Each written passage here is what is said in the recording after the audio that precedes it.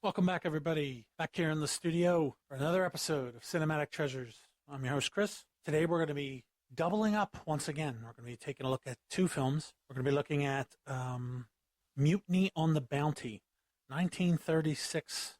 Well, I wouldn't say it's a pirate movie. It's more of a seafaring adventure. And we're going to look at our second film of the show will be the really wonderful another seafaring adventure, another double take on these classic films. Moby Dick, starring Gregory Peck. So, since our last venture with the two Errol Flynn pictures, I figured we'd go from swashbuckling to seafaring adventures. And a lot of you younger folk probably have never seen either one of these films. Funny Moby Dick story coming up later. So why hold off? Let's get right to it. Let's get to our first feature. 1936's Mutiny on the Bounty. And this picture was released by Metro-Goldwyn-Mayer. It's black and white. And by the way, not all classic films are black and white. Sometimes they paid the money for colorization. This film, Mutiny on the Bounty, starred Charles Langdon, the late great Charles Langdon. Charles Langdon was famous because of his demeanor and the way he spoke. He plays Captain Bligh. Clark Gable plays Mr. Christensen. Franchot Tone plays Byam. Herbert Munden plays Smith. This film was directed by Frank Lloyd and had a budget of $1.95 million. Writers Talbot Jenkins, Jules Forthman, Carrie Wilson. So the story of this film, which as always in our home studio here, I have the picture playing behind me for some inspiration. So the story of the film rolls like this. Midshipman Roger Bynum joins Captain Bligh and Fletcher Christensen aboard the HMS Bounty for a voyage to Tahiti. Captain Bligh proves to be a brutal tyrant, and on the voyage home, Christensen, who's Mr. Christian, Mr. Christian, who's tired of Captain Bligh, leads the crew in a mutiny. This is an actual historical event. This was the mutiny of the Royal Naval vessel HMS Bounty, and it occurred in the South Pacific, April 28th, 1789. Fletcher Christensen seized the ship and set William Bligh and 18 of his loyalists adrift in the ship's open launch. Then the mutineers settled on Tahiti. William Bligh navigated 3,500 nautical miles in the launch to reach safety and began the process of bringing the mutineers to justice. You can look all this up. It's very easy to find. We also have awards for this film. It won Best Picture 1935. It was the highest grossing picture of the 1930s. The filming locations for this picture were very exotic. We have French Polynesia. They also filmed on the Metro-Goldwyn-Mayer Studios, Monterey Bay, California, Monterey Harbor, California, the Sailing Ship Restaurant in San Francisco, San Miguel Island in California, and Santa Barbara, California, the Channel Islands, Santa Catalina Island, California, South Beach Harbor, San Francisco, South Pacific Ocean, Tahiti, and French Polynesia. Now, when I said to you earlier that Charles Langdon had this way about him, all right, I'm going to channel my inner Charles Langdon as Captain Bligh. He said it like, he would speak like this. His bottom lip would kind of stick out a little, and he'd go, Mr. Christian, I want these decks scrubbed immediately. I mean, he kind of spoke that way. And when we get to later on about the picture, I will mention in pop culture some of the Warner Brothers Bugs Bunny references to Charles Langdon. Charles Langdon also starred in a remake of The Hunchback of Notre Dame, and it is a really good picture. I don't want to say his performance rivals Lon Chaney, but Lon Chaney's film was a silent movie, and Charles Langdon's version is not a silent movie. Another great Charles Langdon picture you might want to check out. It's a horror film of sorts. Is Island of Lost Souls. It's another bizarre picture where a scientist or madman tries to mesh people with animals and make them more than human. It's really weird. It's very creepy if you want to creep yourself out on October night. Of course, Clark Gable, the great Clark Gable. You know, he was a huge Hollywood star, almost if not bigger than Errol Flynn, and he, of course, starred in one of the greatest pictures about the South, one of the greatest pictures about the South ever, Gone with the Wind, Margaret Mitchell's novel. So, getting back to Mutiny on the Bounty, my personal opinion, this picture, it doesn't drag, but it keeps your attention to the point of you want to see what happens next. I'm going to be brutally honest. It's not the greatest movie I've ever seen, but it has to do more with the treatment or mistreatment of loyal people. Bly was just so brutal to his crew that the crew had had enough. And mutinies, of course, then, or I guess any time, is punishable. And back then it was punishable by death. And they just had had enough, and Fletcher Christensen decided to take it upon himself to boot them off the ship and take control. And it's just amazing that Bly even navigated that far. I know Hollywood, you know, they always put more emphasis on fantasy, but this, like I said, was a real historical event that really happened. The reception for this film, Variety magazine, Hollywood at its best. Film Daily called it grim, gripping, pictorially perfect. The Hollywood Reporter said, one of the greatest films of all time. The New York Times called it grim, brutal, and sturdily romantic. There is slight romance when they're on Tahiti, and Christensen in one scene decides to stay on the island and have children with the one woman and make a family there and get away from the British sailing life. $2,250,000 the box office brought in, U.S. and Canada. $2,210 elsewhere. We were talking about awards for this picture. Best Picture, Best Oscar, 1935. It won that award. AFI's 100 Years, 100 Movies, number 86 it comes under. And another AFI. By the way, if you don't know, and I don't know if I mentioned it before, and I apologize if I didn't, AFI is the American Film Institute. Another 100 Years, 100 Heroes and Villains. Captain Bligh as villain comes in at number 19. He did play a pretty good villain. One of the most striking scenes in the film is when he's in front of the British tribunal and they're carrying out their judgment on the mutineers. And Captain Bligh sits there with a smug face. And it's just disgusting that somebody in charge like that can sit there and watch innocent men go to death when it was him who caused his own problems and the mutiny. Other film versions, 1962, a 3-hour lavish Technicolor remake starring Marlon Brando as Trevor Howard. I have not seen the Marlon Brando film. I've only seen the trailer for that movie. One day I may want to get to it. I may not want to get to it. I don't believe I need to see the Marlon Brando version. Personally, I can't see Marlon Brando in these roles. Sometimes when films are made and you see them, you always say, geez, I can't imagine anybody else in that role except that actor who played him originally.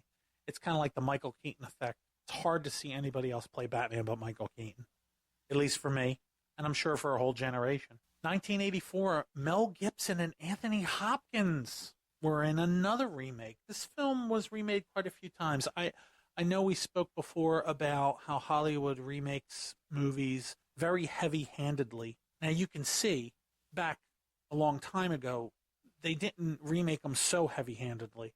You've got the original, which was in 1935. You got the 3-hour Technicolor remake with Brando, 1962, and then you got the 84 Mel Gibson and Anthony Hopkins. It just spans time. It doesn't always have to be, oh, we screwed up and it didn't do well at the box office, so let's make it again 2 years from now. No, you don't have to keep doing that. When we come back, we've got some more information on the disc, on the physical media, the pop culture, and some more information for you on Mutiny and the Bounty as the show rolls on.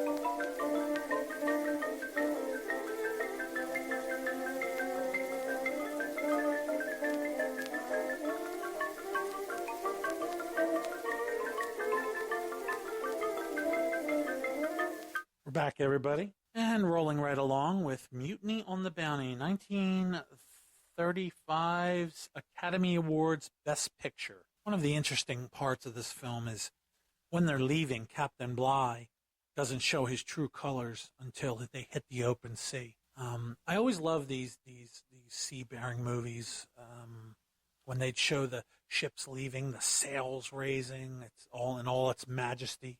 It's interesting to watch.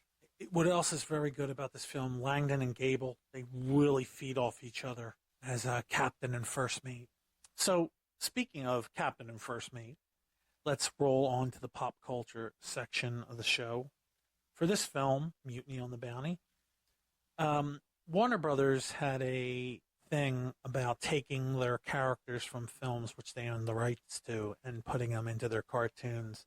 They did it a lot, and often with very funny results.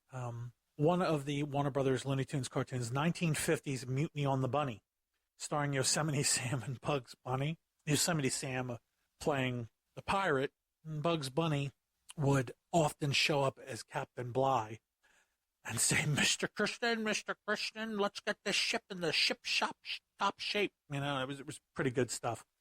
Mr. Christian. I love that. Also, another one starring Sam and Bugs was Buccaneer Bunny, 1948. They played off this movie quite a few times. The Simpsons, the wettest stories ever told, features, that's that episode, features the family telling stories set on ships. The second story has Principal Skinner as Captain Bligh brutalizing crew members Bart, Milhouse, Martin, Nelson, Jimbo, Dolph, and Kearney. When they remaster films on DVD, VHS, especially older black and white noir-style films, they try to clean it up as best as possible, but sometimes what you want is film grain. Mutiny on the Bounty sure has its fill of film grain.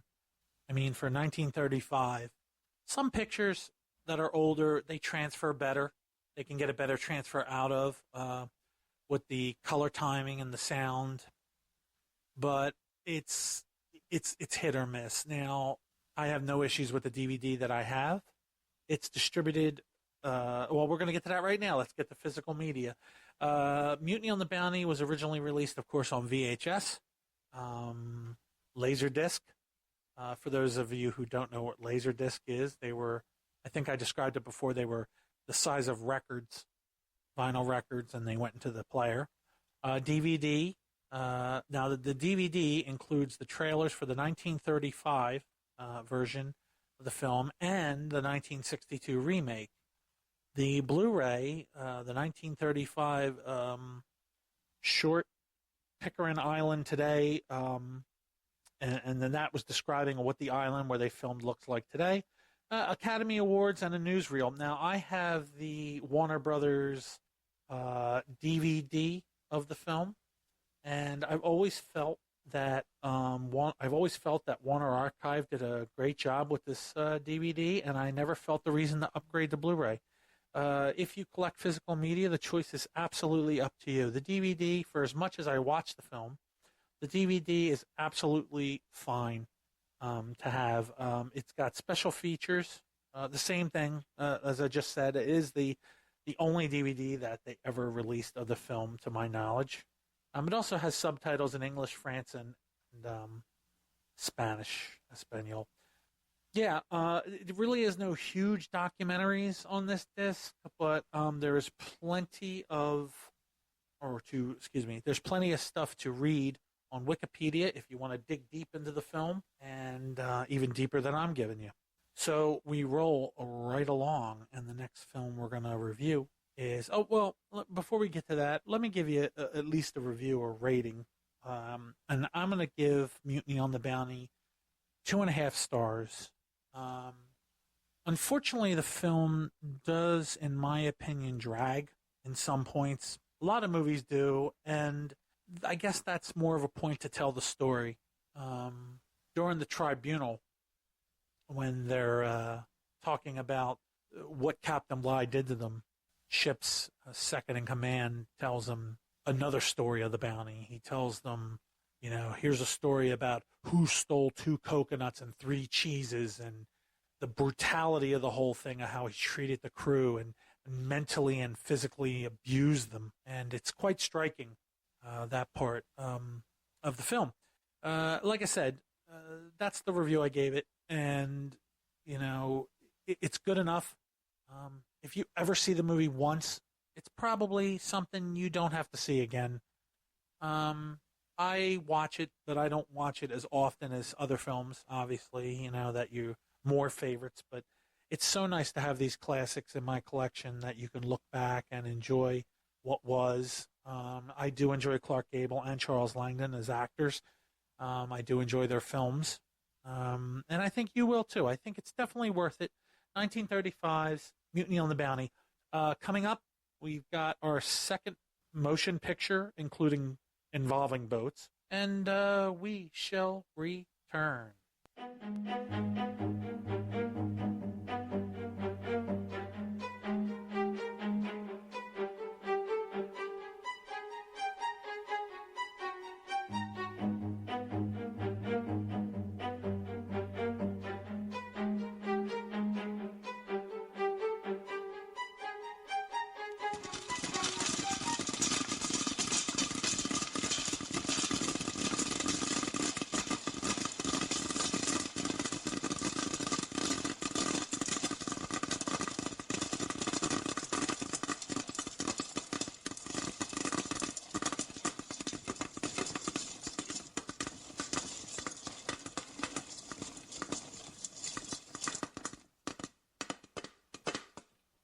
Segments of the show come and go, but I'm glad you're back for another round.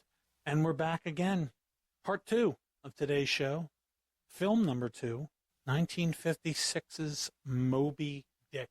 Now, I promised I would tell a funny Moby Dick story, and I don't know if anybody has actually read the book, but it was one I pulled from the library in middle school on more than one occasion. And I don't know why, but for some reason, I couldn't get past the first page.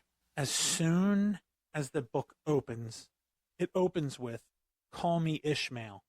I never made it past that. I don't know why. I don't know if I was bored or didn't want to read the book. I've never read the entire novel. I barely got through the first chapter. And when I saw the film, and let me tell you, the only reason I bought the film was because Gregory Peck was in it and Orson Welles, and I really enjoyed it. It is a good movie. I'm not a huge book person. I enjoy biographies. I enjoy biographies of celebrities or not necessarily celebrities, but maybe other famous people that aren't celebrities, maybe cooks, chefs, whatever. And I enjoy that kind of book. I just don't. I'm not huge into too many fictional books. I'm more of a movie buff. And a lot of times the movie strays away from original novels. And in that case, I do read the book. Case in point, Dracula. Wonderful film, Universal monster movie, Bela Lugosi, famous. And I did actually read Bram Stoker's book, and Bram Stoker's book is amazing. It does depart from the original book, the movie does, and a little. And if you want both ends of it, then you got to read and watch. Sometimes I don't need to. Moby Dick, 1956. Director John Huston. Screenplay Ray Bradbury and John Huston. It was based on a book by Herman Melville. The book I never read. Produced by Jack Clayton and Lee Katz. Co-produced by Vaughn and Dean. It stars Gregory Peck, Richard Basehart, Leo Glenn, and Orson Welles, the late great Orson Welles. For me, this film resonates with quite a few pictures in Hollywood's past. For instance, there's a great film called The Old Man and the Sea. We had to actually read that in school. We all had to read books in school. But when I was growing up, we also watched the film. They would roll in the TV cart with the VHS, and we watched the film. And The Old Man and the Sea, in a nutshell, it was basically about a guy who goes out fishing, older gentleman, and he catches a fish, and he ties it to the side of the boat, but then trying on the way back, other fish and birds are trying to kill it, rip it apart. It becomes a battle to save the fish. And it's got a lot of messages about it also hidden inside it. Cinematography for Moby Dick was Oswalt Morris. It was edited by Russell Lloyd. Music, Philip Stanton. And it was distributed by Warner Brothers. Runs 116 minutes. Had a box office of $5.2 million. It's a lot to take in. But it only had a budget of $4,500,000. It made a lot more than it was originally budgeted for. The release date was June 27th, 1956. When we come back, we'll talk more in detail about Moby Dick. This film is a lot more in detail than Mutiny on the Bounty. It's a whale of a story. Get it? Whale of a story. Come on. It was a funny joke. All right, there you go. Yeah. We'll be right back.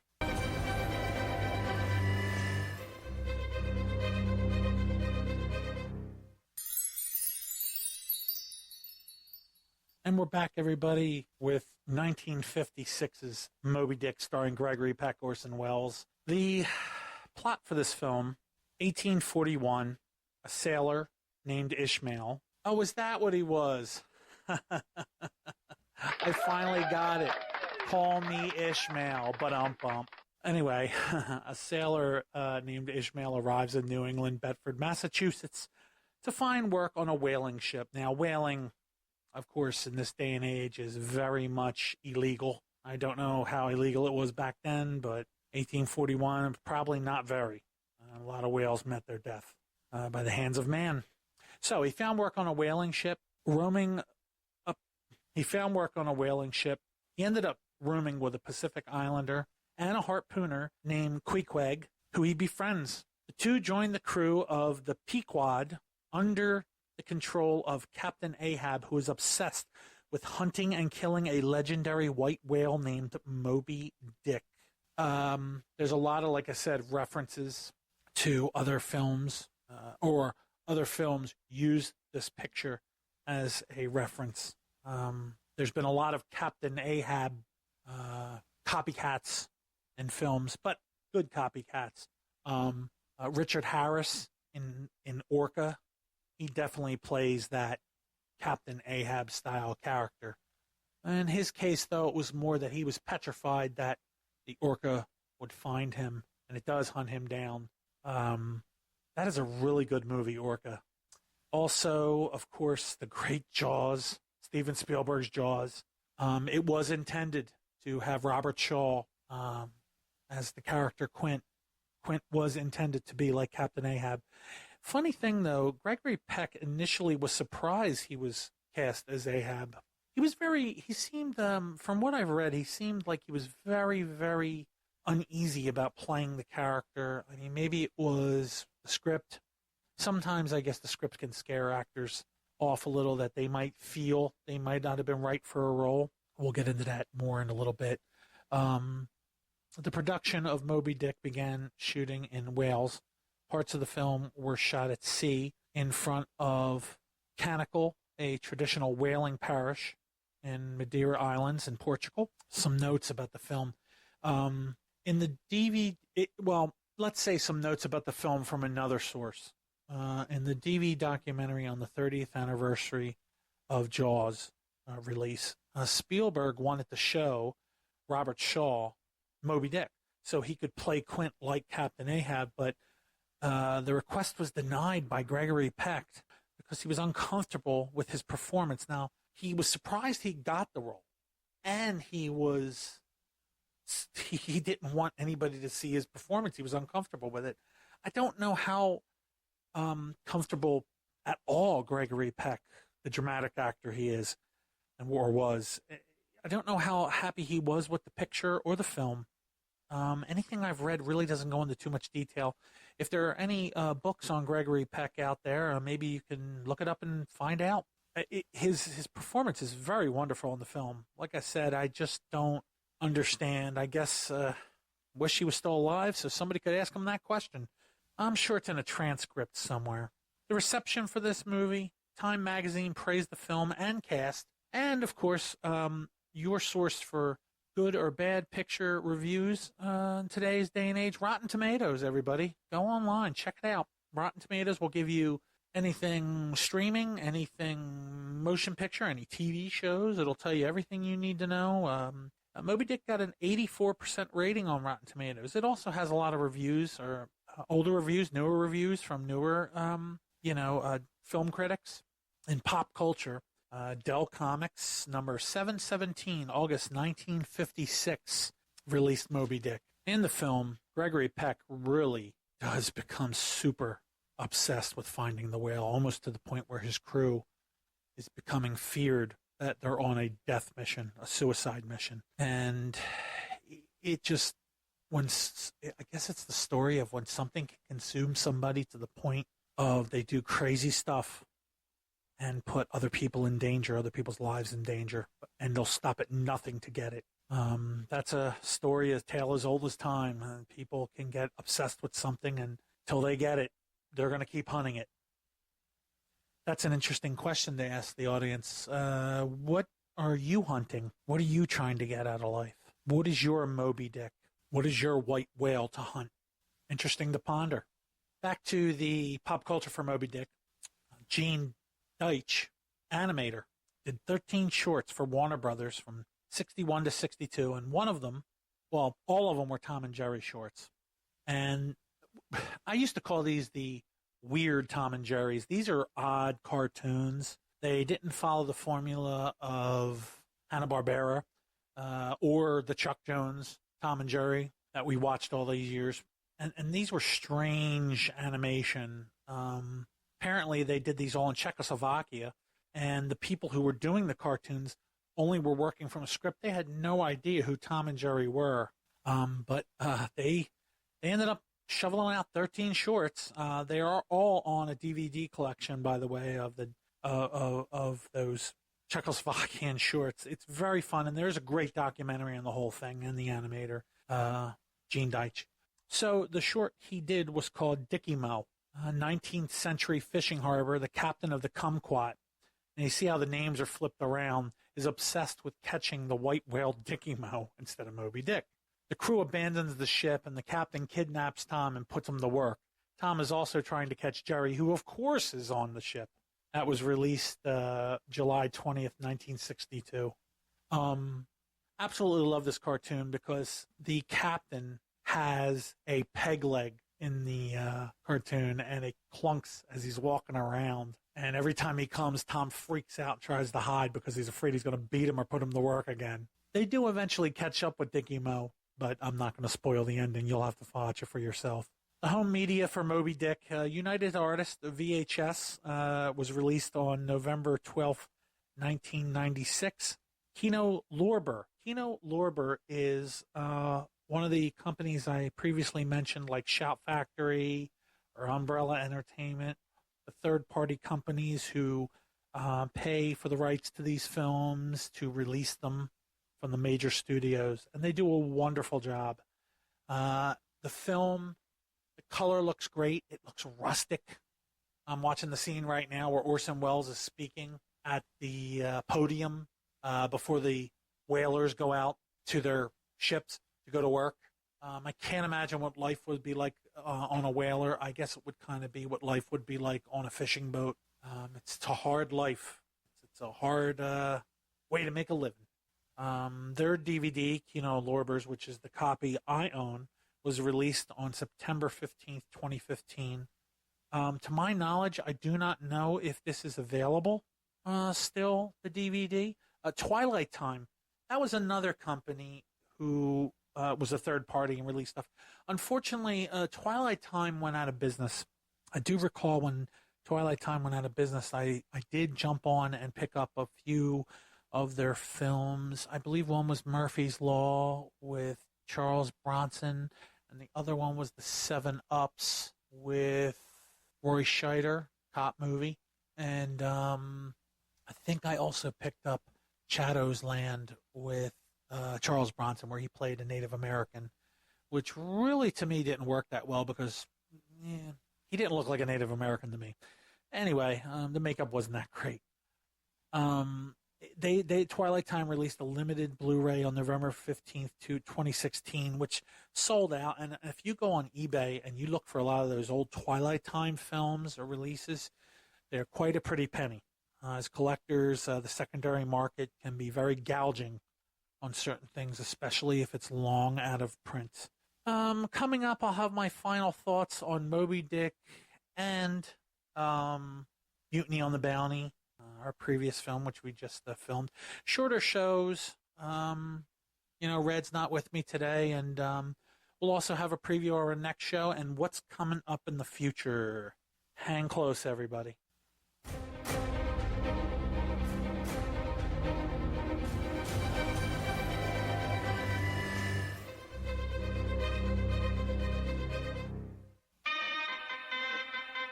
Welcome back, everybody, to Dance Party USA. Awesome! No, it's not Dance Party USA. We're back for the final thoughts, preview of our next show. These two films, I prefer if I had to choose. If I had to be on a desert island, I would want Moby Dick over Mutiny on the Bounty. Like I said, I enjoy Mutiny on the Bounty. And Moby Dick, I would definitely give 4 stars. It is a adventurous film. It's in Technicolor. Its special effects are very good for the time. The stop motion effects is very good for the time at the end of the film. It's kind of a comparison between the two films. If you had to compare the two captains, you had Captain Bligh, who was brutal. You did things his way or the highway. It was one way or the other. And then you have Captain Ahab, who was brutal, but he wasn't brutal in the sense of he wanted to harm people.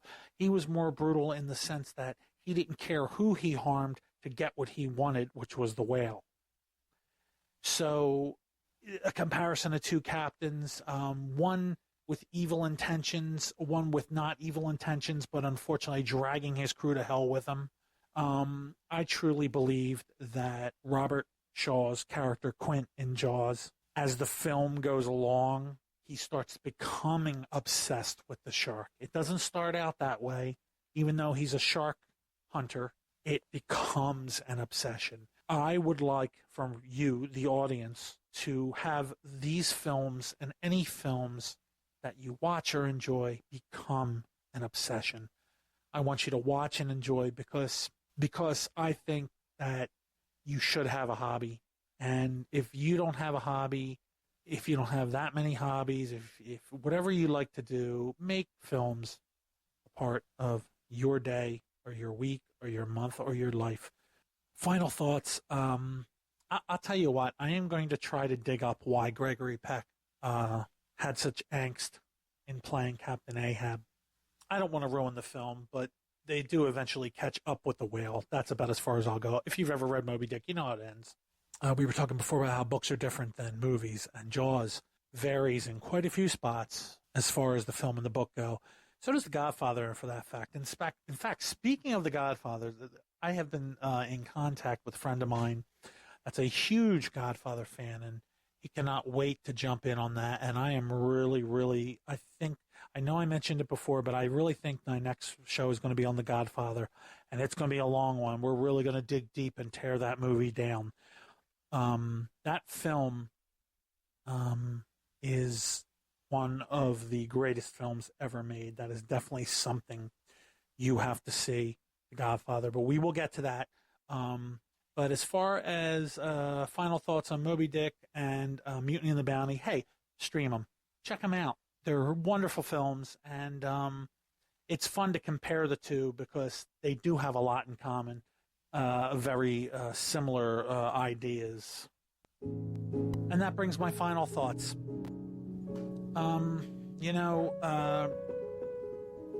Hunting things in life. What are we really after? I asked before, what's your white whale? What's your destination in life? What are you hunting in life? Could be something as simple as a peaceful, quiet life you're hunting. Some of us never even get that. And sometimes those things that we're hunting can blind us to what's really important. And that, my friends, is the end of the show. I want to thank you for hanging for today's shows. These are two wonderful motion pictures. And remember, you don't have to collect everything. You don't have to purchase every movie. Keep physical media alive. Start buying some of the movies you really love. Hunt them down. Buy yourself a DVD or Blu-ray player if you don't have one. They're pretty cheap at this point. And, I know that Best Buy recently said they were going to stop selling physical media, and that's fine because, honestly, I can't remember the last time I even walked into Best Buy. And there are other outlets, Amazon, Walmart. Walmart is really pushing it. If you go into Walmart right now, in fact, the last time I was in Walmart was about a week ago, and they actually had a whole kiosk of Disney combo packs. They were Disney animation films, 101 Dalmatians, The Little Mermaid, etc. And they came with the Blu-ray and the DVD and a special collector's pin, and they all had the 100th anniversary of Disney on the cover. It was very cool, and these were like $10 a piece. I mean, come on, you'll start a collection. Buy your favorite movies. I've always been one of two favorites of Disney movies of mine have always been Pinocchio and 101 Dalmatians. It's the point of go see these films. If you've never heard of them, see them. If you've heard of them and never saw them, see them. Do it. You won't regret it. You'll enjoy it. Put your family in the room. Parental discretion advised on certain films that I review. Like, for instance, The Godfather next week. That is an absolute, definitely rated R film and not to be seen by young children. And that's it, folks. Listen, we'll be back for the next show, and we'll see you then. Until then, hey, take care of yourselves and stay frosty.